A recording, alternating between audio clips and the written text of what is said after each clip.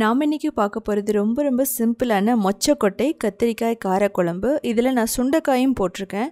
ரொம்ப ரொம்ப ஆரோக்கியமானது. நம்ம சாதம் மில்லட் எல்லாத்துக்குமே எடுத்துக்கலாம். இதில் அரை கப் மொச்சக்கொட்டை எடுத்துகிட்டு நல்லா கழுவிக்கலாம். இது வந்து ட்ரை பண்ணதை நீங்கள் ஃப்ரெஷ்ஷாகவும் யூஸ் பண்ணலாம். பட் இதுக்கு வந்து ட்ரை பண்ண தான் நல்லாயிருக்கும். ஸோ பாருங்கள், நல்லா கழுவிக்கணும். முதல்ல இது வந்து ஓவர் நைட் ஊற வச்சிடலாம். அதாவது ஒரு 8 மணி நேரம் இல்லைனா நைட்டு ஃபுல்லாக நீங்கள் ஊற வச்சுருங்க.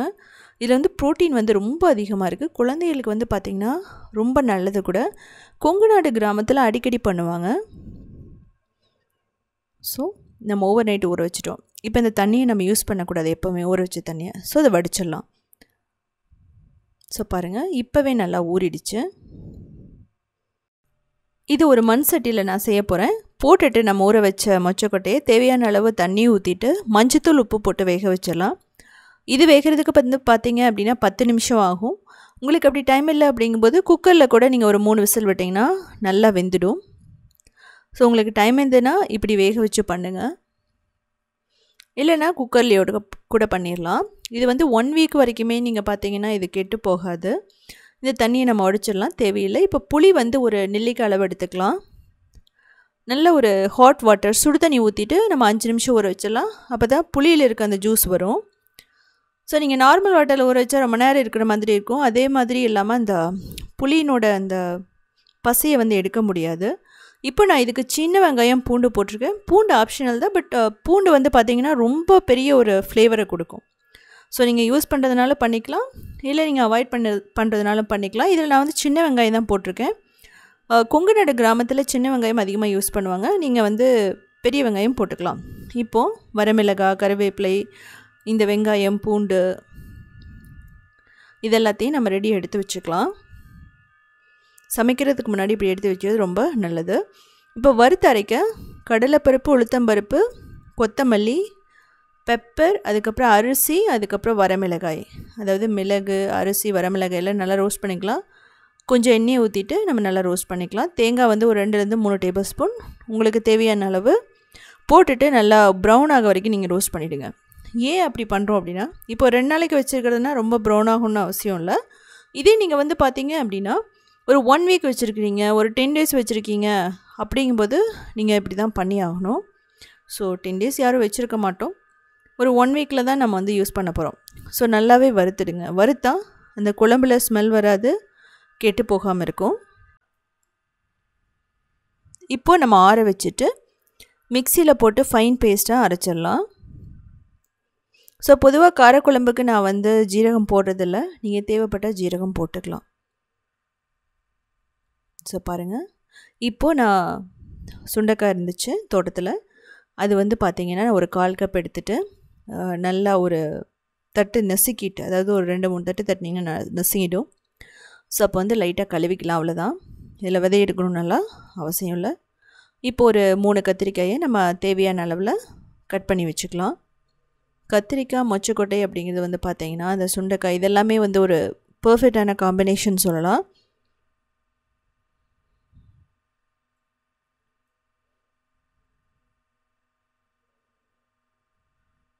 இப்போ தண்ணியில் போட்டுடலாம், அப்போ தான் வந்து ப்ரௌன் ஆகாமல் இருக்கும்.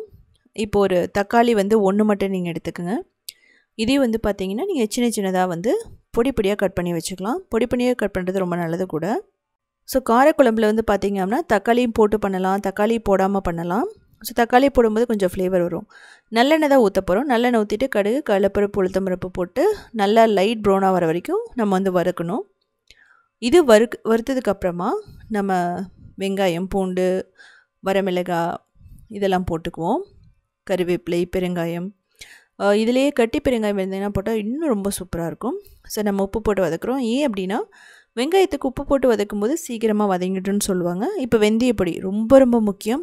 காரக்குழம்பாக இருக்கட்டும், புளிக்குழம்பாக இருக்கட்டும், புளி சாதமாக இருக்கட்டும், புளிக்கும் வெந்தயத்துக்கும் ரொம்ப ஒத்து போகும். இப்போ தக்காளி போட்டுக்கலாம். நான் ஏற்கனவே வந்து பார்த்திங்கன்னா அந்த வெந்தயப்பொடியை வறுத்து அரைச்சி வச்சுருக்கேன்.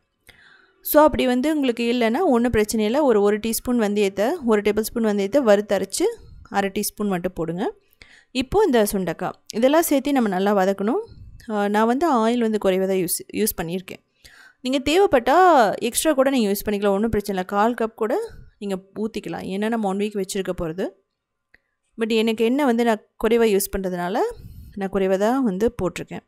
இப்போது கத்திரிக்காய் உங்களுக்கு தேவையான அளவு போட்டுக்கலாம். போட்டுட்டு எல்லாமே முதல்ல வதக்குங்க. எடுத்தோடனே வந்து புளித்தண்ணியோ தண்ணியோ ஊற்றிடாதீங்க. ஒரு 3 நிமிஷம் வதக்குனீங்க அப்படின்னா அதில் இருக்க பச்சை வாசனை போகும். ஸோ அப்போ குழம்பு ரொம்ப டேஸ்ட்டாக இருக்கும். இதான் வந்து இதனோட ஒரு டிப்ஸ்ன்னு சொல்லலாம், இல்லைனா ஒரு ட்ரிக்குன்னு சொல்லலாம். இப்போ மஞ்சள் தூள், மிளகாய் தூள், கொத்தமல்லி தூள் தேவையான அளவு நீங்கள் போட்டுக்கோங்க. இப்போ வேக வச்ச மொச்சக்கொட்டை, ஸோ அதுலேயுமே நம்ம உப்பு போட்டு தான் வேக வச்சுருக்கோம். ஸோ அதுலேயும் ஃப்ளேவர் இருக்கும், மஞ்சள் தூள், மிளகாய் தூள்.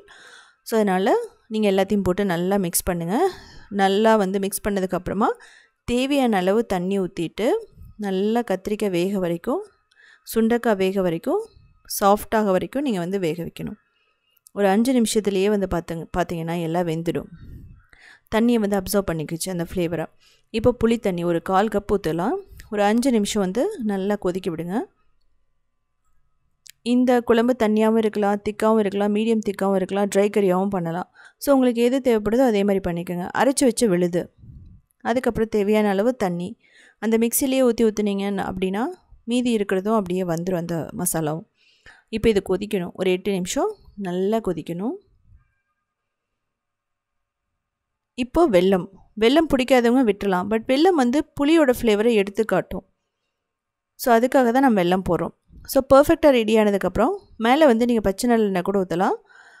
குங்கநாடு கிராமத்தில் அப்படி வந்து மேலே வந்து பச்சை நல்லெண்ணெய் ஊற்றுவாங்க. தேவைப்பட்டால் ஊற்றுங்க, இல்லைன்னா ஒன்றும் பிரச்சனையே இல்லை. ஸோ செஞ்சு பார்த்துட்டு எப்படி இருந்துச்சுன்னு சொல்லிவிட்டு கமெண்ட் பண்ணுங்கள். ரொம்ப ரொம்ப ஹெல்தியானது.